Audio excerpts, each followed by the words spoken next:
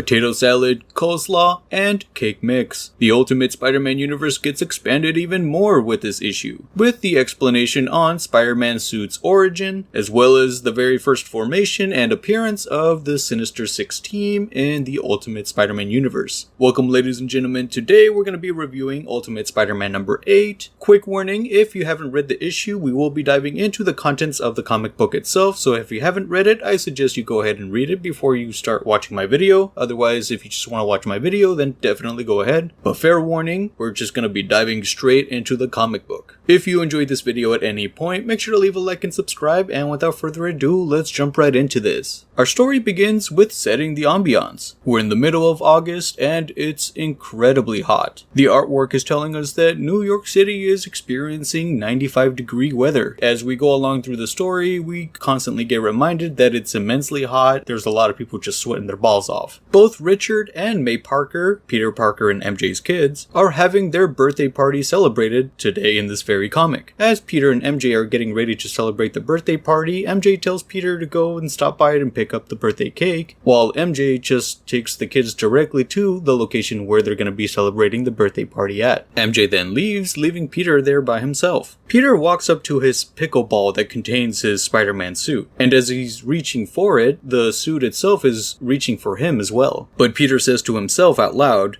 "No, not today. We have a brand new, very strict, no costume policy at Parker birthday parties." As Peter starts leaving, the AI within the pickleball within his suit starts talking to him and says, "Well, that's disappointing, but tell the kids I said happy birthday." Parker turns around and goes, "What the? How are you even talking?" His suit's AI then tells him, "I talk all the time, Peter. I believe we've even had conversations." Peter responds with, "Okay, sure, but that's when I'm wearing the suit, and you're just a voice in my head." His suit's AI then tells him, "Yes, same as right now. I'm not actually talking out loud.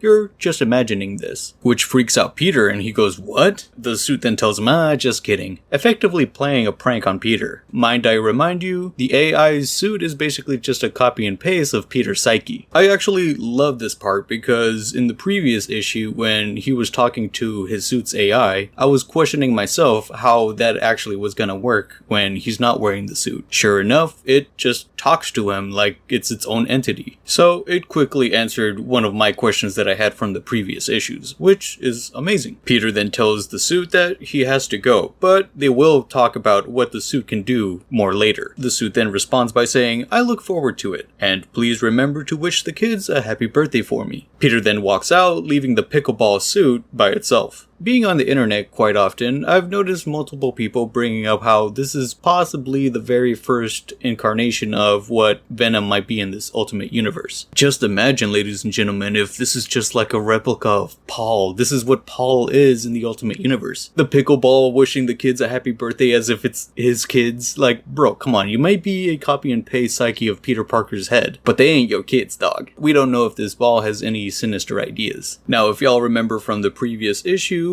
the story was left off on a cliffhanger when Spider-Man and the Green Goblin were testing out their suits in combat, and then Iron Lad showed up, confronting both of the characters. Immediately, Spider-Man starts questioning Iron Lad on the origins of Spider-Man's suit, and why it's so different to Iron Lad's and the Green Goblin's suit, even though it's a piece of Stark technology. And this is something that I personally was also wondering myself. Amazingly, it gets explained in this comic. How about that? Iron Lad explains that it was the last breakthrough that his father made before, he doesn't say it, but before he passed away. It was the very last creation that he had made. Tony explains that the Picotech is a piece of very revolutionary technology, way beyond anything that even Tony Stark is able to even create himself. Tony Stark explains that as he was creating the packages to send back in time to all the different heroes, he figured the suit was very special and it had to go to someone just as special. And the character he thought of was Peter Parker, Spider-Man. And I thought this moment was immensely funny because after being called special, Peter's like,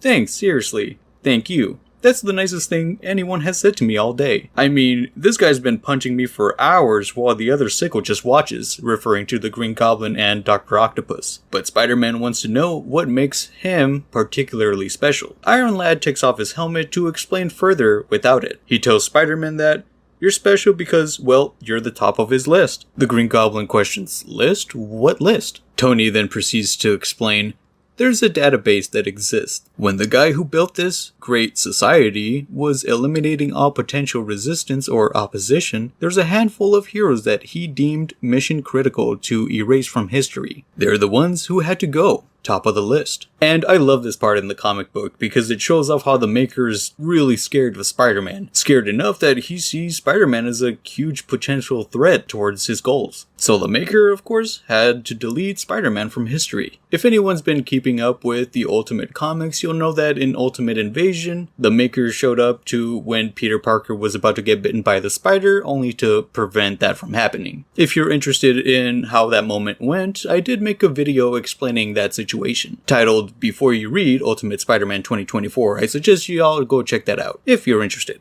Now, back to the story. The Green Goblin starts getting skeptical over what he's listening Tony Stark say. Doc Ock even says, wait, that wasn't in any of the files, referring to the Maker's files. Green Goblin tells Tony Stark, you better not be lying. Tony then responds, I'm not. And who are you supposed to be in that suit of stolen armor? And oh boy, ladies and gentlemen, that moment was so awkward in the comic. Because of course, the Green Goblin is wearing Stark technology like it's his stuff. The Green Goblin responds with saying, don't worry about it. Since the Green Goblin suit is a part of Stark's technology, Tony does have access to it. What he does is reach out to the Green Goblin suit, touches it, and removes his helmet, revealing Harry Osborn underneath. I love this because Harry just got served some of his own medicine and what he did with Spider-Man's suit, revealing Peter Parker underneath it. Spider-Man turns over to him and says, see? Not as cool when someone else does it to you, is it? I actually laughed out loud reading that. I thought it was so good. The Green Goblin got a taste of his own medicine. Now, if Iron Lad and the Green Goblin's interaction weren't awkward enough, Tony goes, I know that phase. You're Harry Osborn. You stole my birthright. Of course, referring to all the technology that Harry Osborn now owns, that used to belong to Tony Stark. Tony Stark then warns Spider-Man that the Maker returns in a little over a year to be ready for him. Harry Osborn then looks at Tony and questions,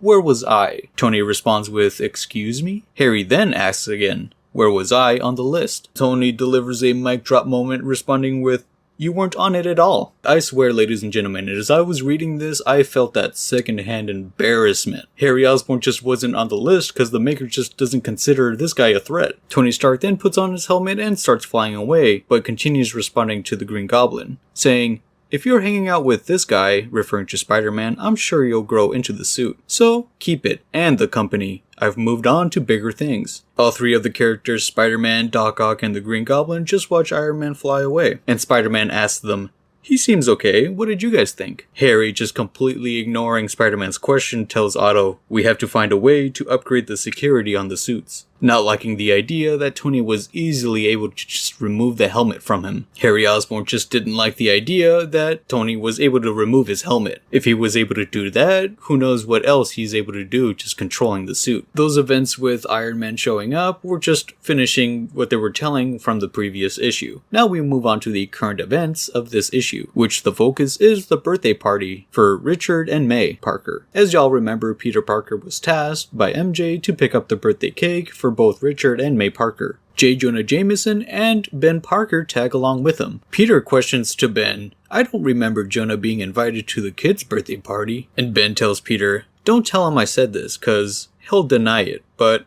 I think Jonah's a little lonely. So, Ben invited him. We then get told that Jonah even bought a birthday present for Richard, which Peter does consider it being unusually sweet of Jonah. Peter then questions, did he get anything for May? Ben then tells him, I don't think he knows it's her birthday party too. Peter then says, he didn't? How does he not? Their birthdays are in the same month. I thought that was a pretty funny moment for JJ's character. Being thoughtful enough to bring a birthday present, but not thoughtful enough to remember that Peter has two kids with the same birthday in the same month. Well, I don't think it's the same birthday, but they share the same birthday month, so they're celebrating the birthday in the same month. After Jonah hassles the bakery employee for a sandwich or whatever resembles a sandwich, I mean, the man believed he can get a sandwich at a bakery just because it's a bakery and they have bread in the back. What a crazy dude. He then walks up to Peter and Uncle Ben and asks Uncle Ben whether he asked Peter yet, which Peter then responds with, Ask me what. And it seems that both JJ and Ben were in the talks to invite Peter to go work for their newspaper business that they started off. Currently, might I remind you, Peter Parker works at the Daily Bugle. He has a very stable job and he doesn't want to mess that up. So he comes up with excuses to just try to get out of it. He doesn't want to deal with their banter anyways. Inevitably, Peter does state that he's just gonna talk with MJ about it to see what they both agree on. Then we move on to the birthday party itself, and it's being held at a arcade's arcade. For anyone that's not familiar with the plethora of Marvel villains, there's a villain out there that's named Arcade, and from what I know, he just is a rich guy that tends to mess around with heroes. I'm not too quite familiar with him myself. I just mainly know that he's a villain. Having the birthday party set at Arcade's Arcade leads me to believe that this arcade guy just has a arcade franchise with the name Arcades on it. He probably has multiple different locations. Almost like a Chuck E. Cheese if y'all remember that place. At the birthday party, everyone's having fun. Peter's having a dance-off with his daughter on a Dance Dance Revolution type of arcade machine. Peter tells his daughter, "You're not beating me." And May responds with, "Of course I'm beating you dead. You're old and slow." Peter then tells her, "No, I'm in my prime, kiddo. Even if I wasn't, I'd still beat you." In the middle of dancing, May then tells him, "Come on, Dad, are you really going to beat me on my birthday?" And I'm thinking to myself, how is she roasting her dad on being old and slow? Like, did she not remember the dude has powers? The heck? I know, they're just having great fun, but come on, man. Of course he's gonna beat you. The dude with reflexes and agility is gonna be really good at Dance Dance Revolution, dog. Overall, just a delightful father-daughter moment. As they're doing that, Jonah approaches Richard, Peter's son, to hand him his gift that he got him. Before JJ hands Richard his present, he goes on a long-winded story, and JJ says, "When I was your age, I used to be lonely all the time. I didn't really have many friends at school. I was off reading in the library or in the back of the class. You know anyone like that?" Richard responds with, "Yeah, maybe. What about when you were older after school?" Jonah continues, "Well, it's different. Getting a job does that. You learn about purpose and responsibility, and that colors how you view everything. Then it's no longer enough to be interesting or charming or even popular. It's more complicated than that, so most people, they come and go. But if you're lucky, you meet someone who cares about the same things you do, like I did with your Uncle Ben." And that's when he hands Richard his gift. Richard opens the present to reveal it's a book that J. Jonah Jameson wrote himself and published with his own money. The book is titled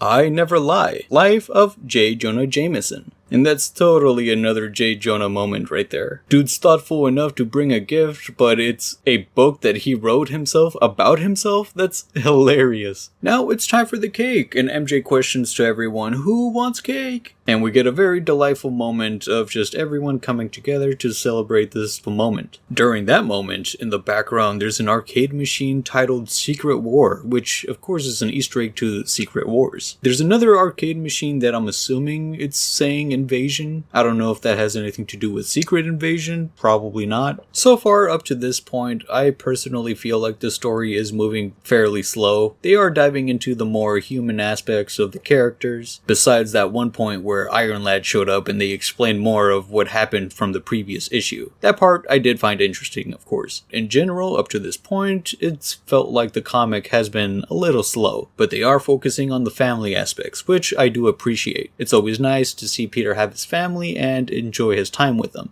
Then we get to some of the more juicier aspects, where we follow Wilson Fisk from his perspective as he's recruiting his Sinister Six members. The Kingpin is waiting at his penthouse for the members to arrive, as it gets explained that his assistant Mr. Wesley is the one that was tasked to recruit all the members together. Mr. Wesley, the Kingpin's assistant, even explains that he wasn't even aware of some of the members up until that point. As each of the Sinister Six members arrives, Mr. Wesley explains the origin and details of each of the characters, but doesn't go into too much details about the ones he obviously doesn't know too much about. The first member that gets talked about is Martin Lee. If you played Spider-Man on PS4, you know exactly who this guy is. He is Mr. Negative. He's the CEO of Feast, but he also has his darker side. Overall, Mr. Wesley explains Mr. Lee as someone who is reserved, predictable, and the Kingpin's most dependable lieutenant. The next character that Wesley explains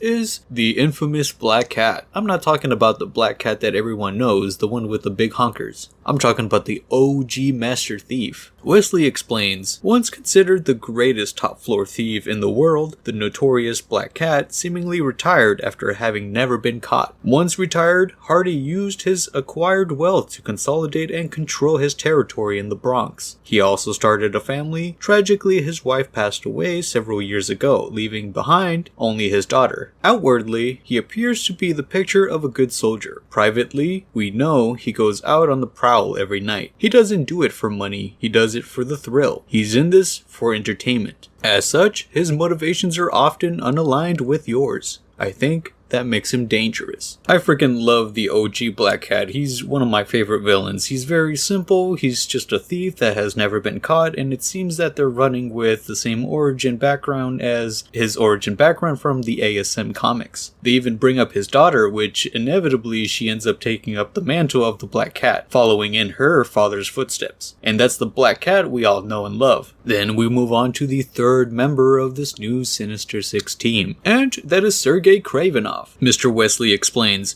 more dangerous and more direct is Sergei Kravenov. He dives into his backstory by saying he is a billionaire oligarch, excommunicated from Russia during the Rasputin Purge. The mutants were very clear he is no longer welcome in the motherland. He is a hunter born of a long line of hunters. He has hunted and taken out most everything that can be, and he always hunts in pairs. One he takes out, one he saves. Both trophies he preserves. The former is displayed in his lair, the latter for the public in his zoo. Wesley goes on to explain, I do not think he will be satisfied until he has taken out one of everything. Until that day, the hunter of Staten Island prowls. And ladies and gentlemen, it seems that they're keeping Kraven's origin, that he is from Russia, but this time, what are they talking about? The mutants from the motherland and him being kicked out from it. This raises so many questions, like, is Russia just full of mutants? And if so, is Kraven himself a mutant? And oh man, I can't wait to find out more about these characters. I'm already heavily invested in them. This comic book was being told so slow up until this point when they were explaining all these Sinister Six members. Oh,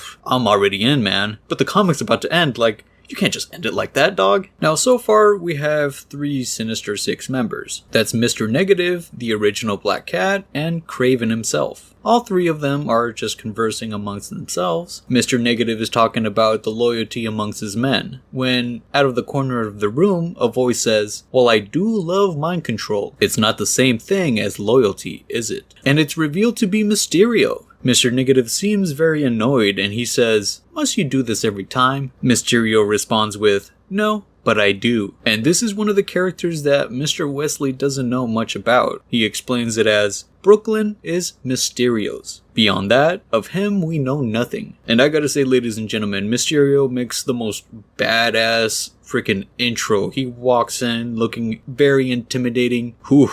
I wouldn't mess with that guy. But funny enough, his intimidation just falls flat when he walks right next to Black Cat. And Black Cat says, Mysterio, have you gotten shorter since our last meeting? And Mysterio responds with, of course not. I just love that, ladies and gentlemen. Mysterio shows up looking all intimidating, badass, and then he just walks right next to Black Cat and he's immensely short. Like, oh, that's hilarious. I totally can relate. I'm already loving this Mysterio. Now we have Mr. Negative, the Black Cat, Kraven, and Mysterio. With the Kingpin, that makes 5. Black Cat goes up to the Kingpin and tells him, always up for fun and games, but we're 1 short. Wilson tells him, he doesn't use the front door. Now, let's go inside, leading everyone into a room where they're gonna have their meeting. Now, for the 6th member. Mr. Wesley goes on to explain, most people think there are 5 boroughs, but there are actually 6. The underworld is larger than all the other 5 combined, and it is the foundation on which they rest. Some people think they can escape your iron fist, referring to Wilson Fisk. Wesley continues, they think they can slip through the cracks,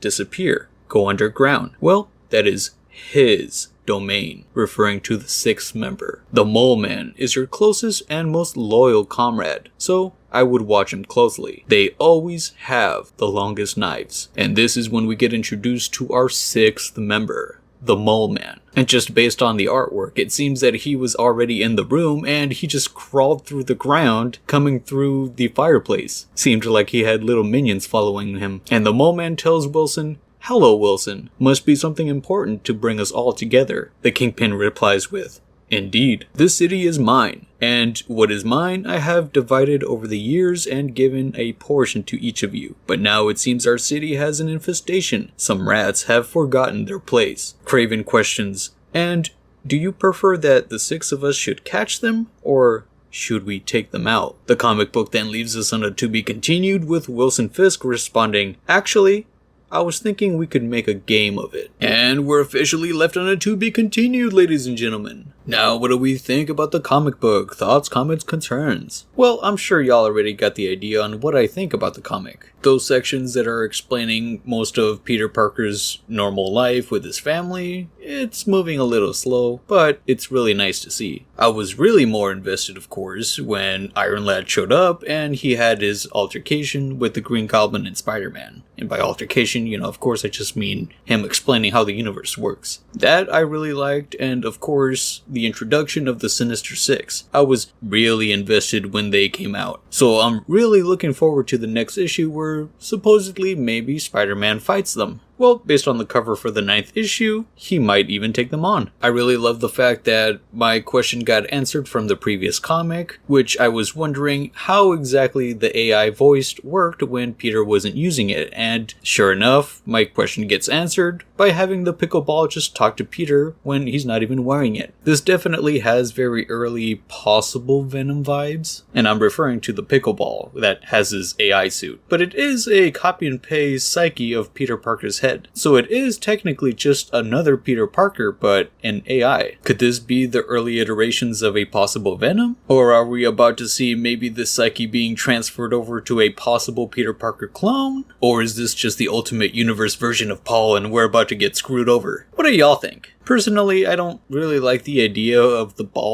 AI being Venom. We'll just have to wait and see what it turns out to be, if anything else besides Spider-Man's suit. I totally loved Iron Lad's interaction with the Green Goblin. That was definitely very amusing, especially when Tony just outright removed the Green Goblin's helmet, revealing, of course, Harry Osborn. That was totally sweet, almost like poetry, as our boy George Lucas likes to say. Of course, then we get the introduction to the Sinister Six members, having all of them get recruited to take on the Kingpin's enemies. I liked all the members within the Sinister Six group. I'm really curious to know what's going down with Kraven and the Motherland. Like, is it full of mutants? Are we about to hear more about the mutants? And what's up with Mysterio? We don't know much about him except for the fact that he's short and mysterious. Overall, I thoroughly enjoyed the comic for sure. I think really being held up by just having the Sinister Six members show up. But those are just my thoughts. Let me know in the comments what you guys thought. Anyways, that is all I have for y'all. If you enjoyed this video at any point, make sure to leave a like and subscribe, and I'll catch y'all next time.